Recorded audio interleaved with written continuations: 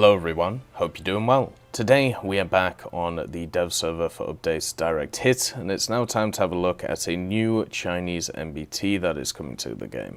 This is the ZTZ99-III. It is very similar to the ZTZ99-II that we already have in the game, with a few little key differences. So the ZTZ99-III comes in at 10.7. When we have a look at its extra armor, it has some ERA on it. It is the FY4 type with 140mm kinetic protection and also 450mm of chemical. This is also present on the turret of the machine as well, giving it a little bit of extra protection on it. And also, this does have a similar style to the Soviet MBTs, where it has access to a 3-man crew. You got the driver here, you got the gunner on the right, and the commander on the left. Now the commander does have the dual control system, so therefore he is able to fire the gun by himself basically, so even if the gunner dies.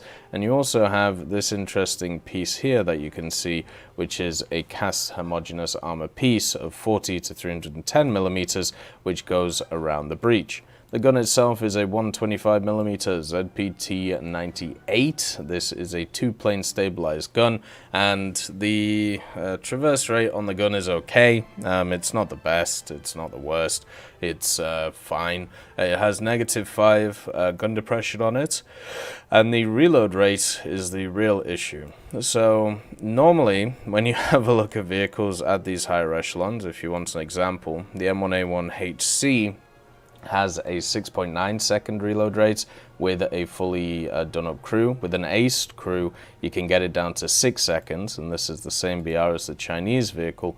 And the ZTZ99 has itself an autoloader, and it loads at 7.5 seconds. If you compare this to the vehicles which it's supposed to be similar to, such as even just the T72, which it was kind of based off, the T72 has a 7.1 second reload. And even worse, the T80 itself, such as the T80U and the T80 BVM, has a 6.5 second reload. So China really gets screwed on this one. Same issue with the ZTZ99-II.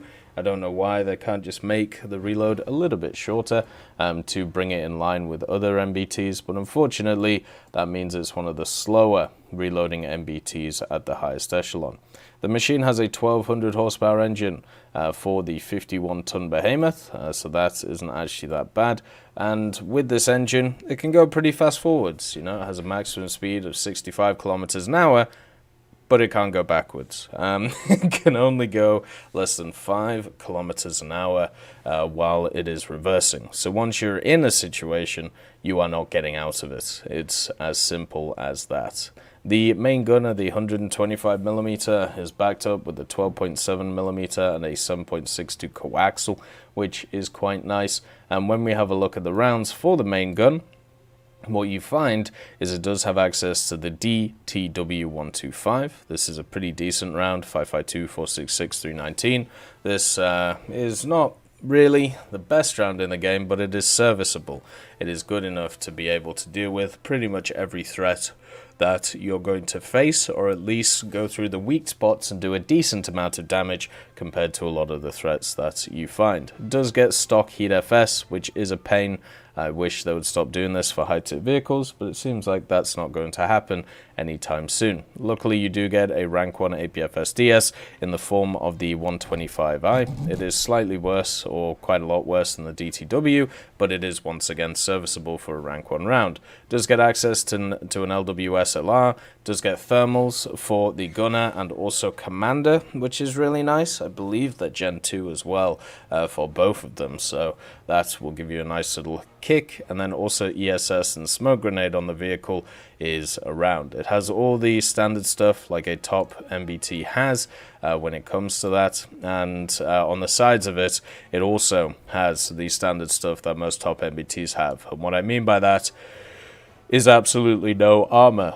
This thing does have hardly any armor on the side of it, so you can go straight through it. On the booty, there's hardly any armor at all either, so this is just a machine that is very front heavy And unfortunately the front of it is not exactly the best. So if we have a look at the protection analysis, we'll actually use it against its own round. That's normally a good idea. So low glacis is 160 to 200, not very useful, so you can go straight through that. The upper glacis is quite heavy with the ERA basically. The ERA helps it quite a lot, but without the ERA you can go through it. But the ERA gives you a decent amount of coverage on the front. Obviously the driver's port, since this is set up like a Soviet MBT, is the main weakness of this vehicle, and also the breech. You can just go around the whole of the breech with any top tier penning round, which is a bit of a shame. You can also go through the commander's sight, and for some reason, well, obviously that kills the commander, and if you can pen it through the horizontal as well, you can get that as well. So the main armor on this machine, which is similar to all of the Chinese MBTs and also the Soviet ones, upper glacis and also the cheeks. Everywhere else is going to be penned quite easily and through, and also when it comes to the cheeks and the upper glacis, your main armor comes from the ERA, so once that disappears, you don't really have a ton left. Through the side, as you can see, less than 100 millimeters of armor. So people are just going to shoot you, hit that, or they're just going to shoot you and hit the ammo and make you go boom. So your positioning is going to be very key in this vehicle. Otherwise, you're going to get shot through the side. You can also get road wheeled. That is quite an easy way of killing these Soviet and Chinese MBTs. So you got to watch out for that as well. All in all, when we look at this vehicle, it is insanely similar to the ZTZ99-II with very slight differences. It has the same weaknesses, it has the same strengths, it has all of the same ideas which put it into the game. But one thing that must be said about it is the fact that when they add vehicles like this, when they add extra vehicles in this way for the Chinese or for any nation that doesn't have a lot of top tier stuff, it basically gives you an additional MBT that you can spawn in and don't have to use backups on the other one. Or it just gives you an extra 2 if you do use backups. So even though this thing may not be that different, there you go, there's the Gen 2 gunners and gunner and commander thermals, just to show you.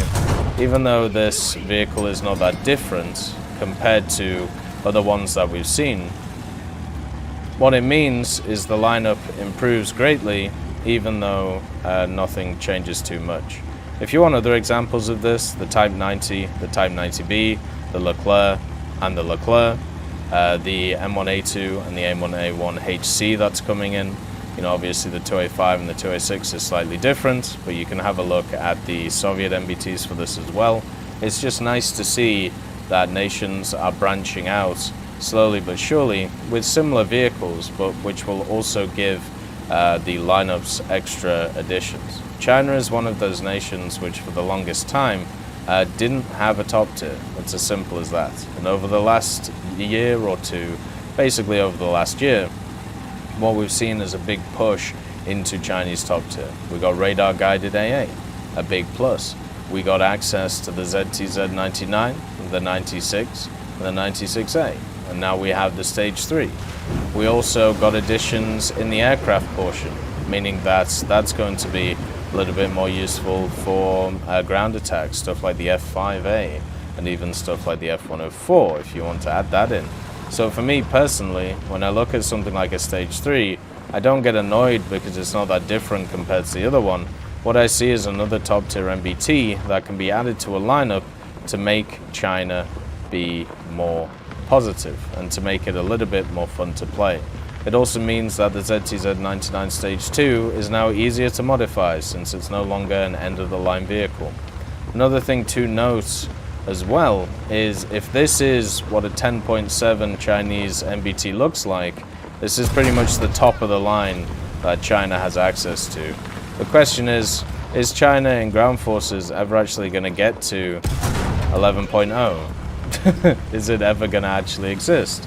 Will there ever be a 11.0 MBT or 11.0 vehicle for China? And with this thing being 10.7, I don't think so, unless they give it some extra little additions which make it a little bit more powerful. I hope you all have a wonderful day. and I'll see you next time.